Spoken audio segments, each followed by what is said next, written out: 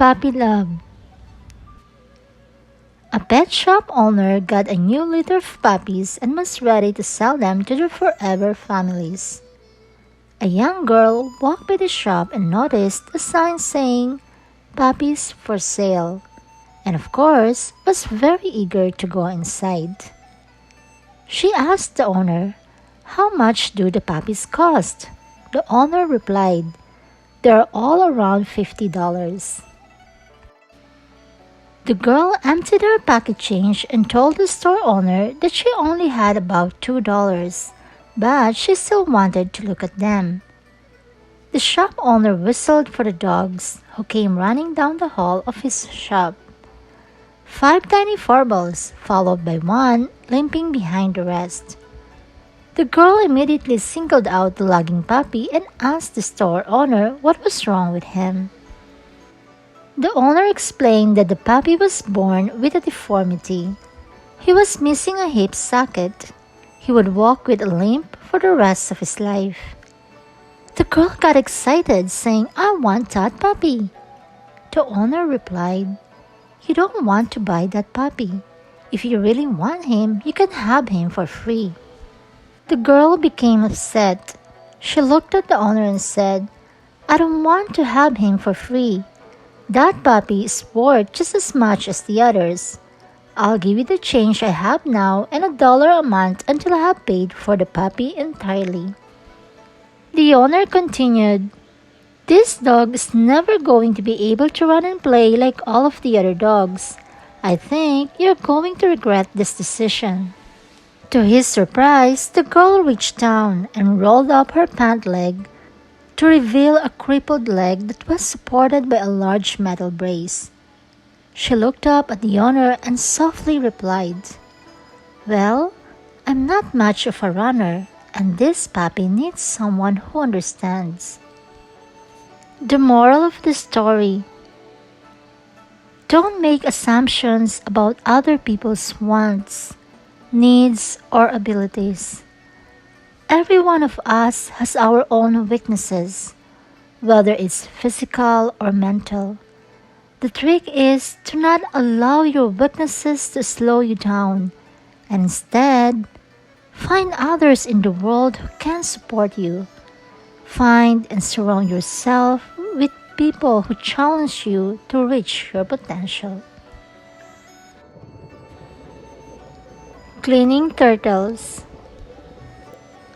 There was once a man who walked his dog every Sunday morning around a lake near his house.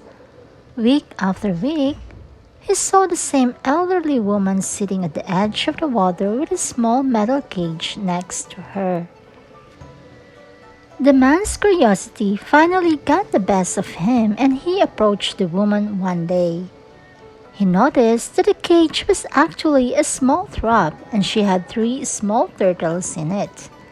In her lap, there was a 4th turtle that she was carefully wiping down with a sponge. The man greeted her and said, "If you don't mind my asking, what do you do with these turtles every week?" She smiled and explained to him that she was cleaning their shells because any algae or scum that builds up on turtle shell reduces its ability to absorb heat and slows down their swimming. It can also corrode their shell and weaken it over time. The man was impressed as the woman continued, "I do this every Sunday morning to help the turtles." "But don't most turtles live their entire lives with algae on their shells?" the man asked. The woman agreed that was true. He replied, "Well then, you're kind to do this, but are you really making a difference if most turtles don't have people around to clean their shells?" The woman laughed as she looked down at the small turtle on her lap. "Young man, if this little turtle could talk, he would say, 'I'm making all the difference in the world.'" The moral of the story: to the world, You may be one person, but to one person, you may be the world. By Dr. Seuss. Just because you may not be able to change the world or help everyone, you can still make a huge difference in one person's life by offering them any help that you can. Don't choose to not do anything because you can't do everything. The actions of one person can make a world of difference to someone else. When you see someone in need, you may never know how much of a difference your help can make in their life. The Chef's Daughter. Once there was a girl who was complaining to her dad that her life was so hard and that she didn't know how she would get through all of her struggles. She was tired, and she felt like as soon as one problem was solved, another would arise. Being a chef, the girl's father took her into his kitchen. He boiled 3 pots of water that were equal in size. He placed potatoes in one pot, eggs in another, and ground coffee beans in the final pot. He let the pot sit and boil for a while, not saying anything to his daughter. He turned the burners off after 20 minutes and removed the potatoes from the pot and put them in a bowl. He did the same with the boiled eggs. He then used a ladle to scoop out the boiled coffee and poured it in a mug.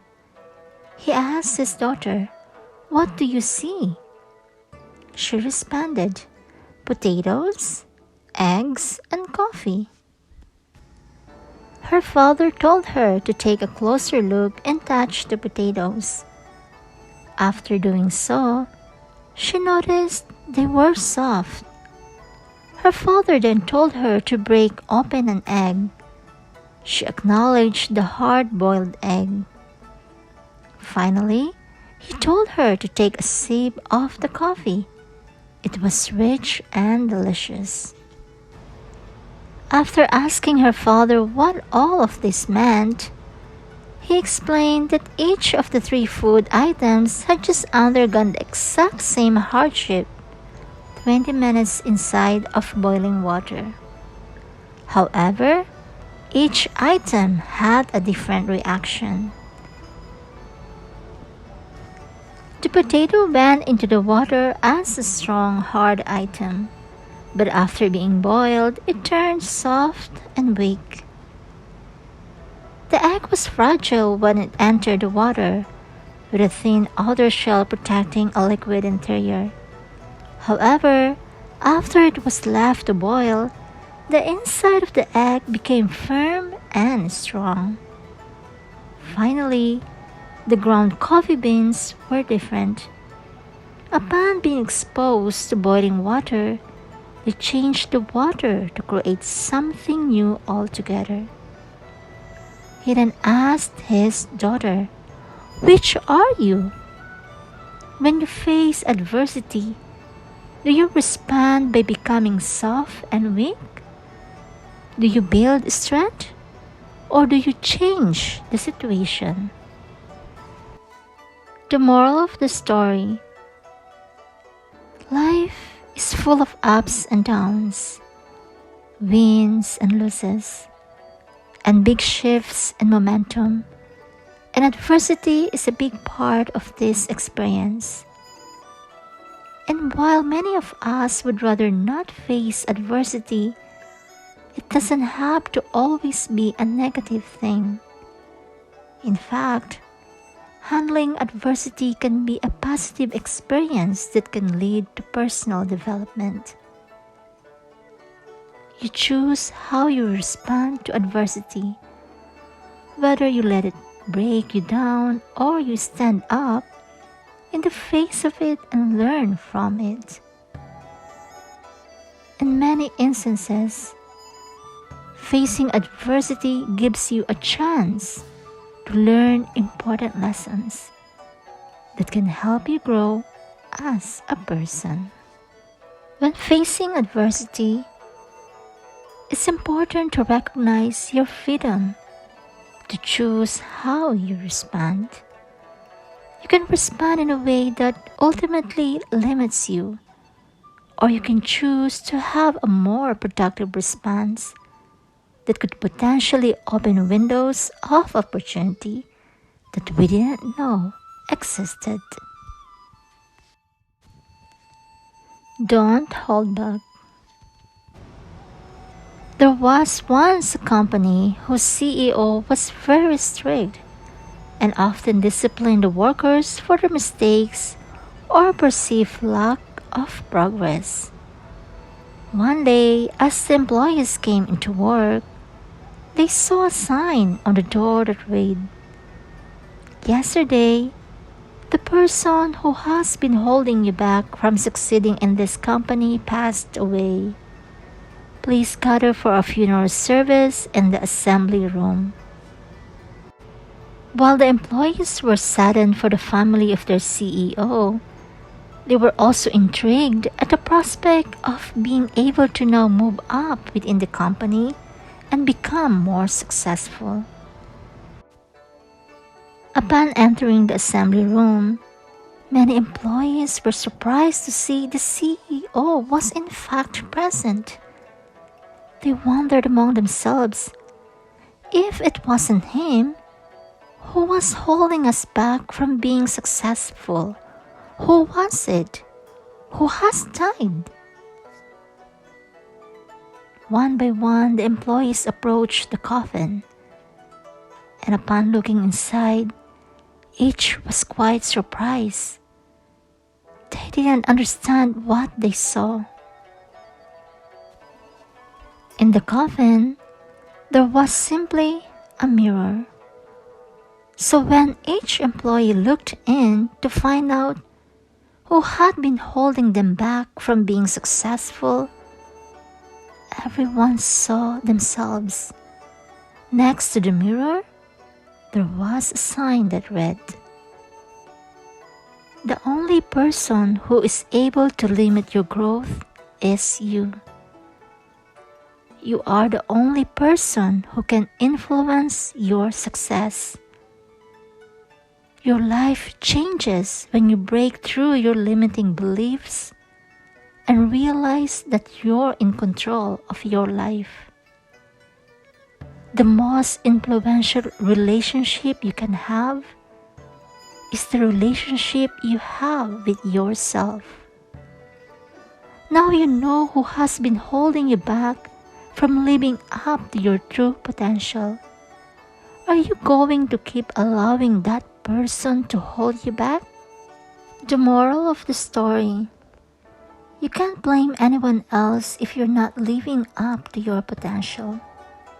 You can't let other people get you down about mistakes you make or their negative perception of your efforts. You have to take personal responsibility for your work, both the good and the bad, and be proactive about making any necessary adjustments.